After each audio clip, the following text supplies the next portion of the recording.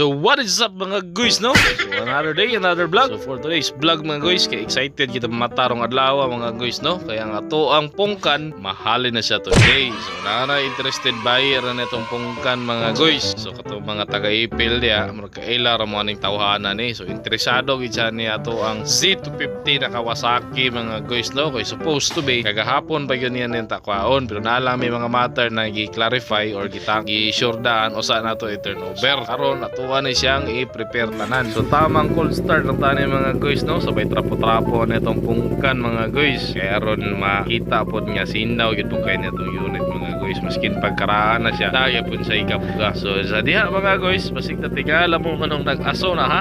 Wala na nag-overheat mga guys. Kanang aso niya, tungod na siya kay kagabi ato aning gi-maintenance si pungkan. Ato aning gi-change oil, ato ang gi-change filter, o ato ang gi-ilisan o coolant. So napagyo na siya mga debris diya nga na pundo or na piska ng iyang tambot. So munang nag-asog na siya mga guys. So imagine no, ingana ka sure atong buyer mga guys, kay wala pa niya nakuha ang unit, patotalin niya na paid, pero iyahan ang ipa-change oil o advance din iyang ipailisan o coolant. So nadas pungkan mga guys, mura siya katong batang naligo init king lugar kay aso-aso kabugnaw diya mga guys. Makita niyo ready na tong pungkan, kaya tuwa man ning ipa-renew daan usa nato niya i-turnover.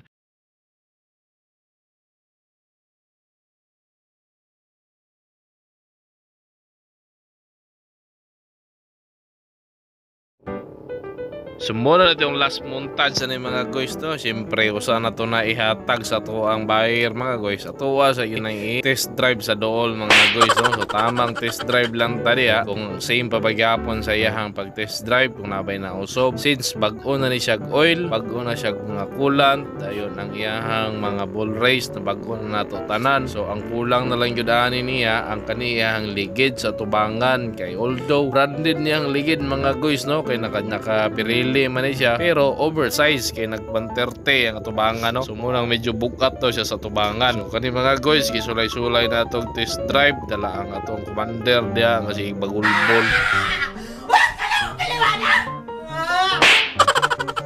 Ug syempre mga guys, no, usanay nato ni ihatag sa iya ang nasabutan nga ako ang iredyudaan ang ato unit. So wala na problema yo gayo, no, kay dire sa Ipil Auto Parts nga renewing center pwede kay nato na himuon paspas gid na siya mga guys. So diara ato arang gi-fill up ang form, then gibilin na sa ubos, din saka sa taas kita niyo mga rate diya niya mga guys, no. So diha ra taga pabugnaw sa sulod. So ang atong nagasto ri ani mga guys nara sa almost mga 1.8. So bugnaw pa ang palibot, ana si pungkan diya mga guys, sila na nang gibot niya, no, sungsong sa lobot, then dire paabot na ta sa papel, no, hantod na na-release na yun finally. So na-renew na yun nato si pungkan mga guys. So ready na nato ni turnover sa ato ang buyer, kay muna yun niya mo ang final nga kasabutan nga i-renew na ko daan since wala siya na-renew. So wala man tayo problema na mga guys, kay dali raman yun siya. So karon mga guys, dire ta nagkita sa Shell, no. So naamay dire sa Shell dire at pag LTO kay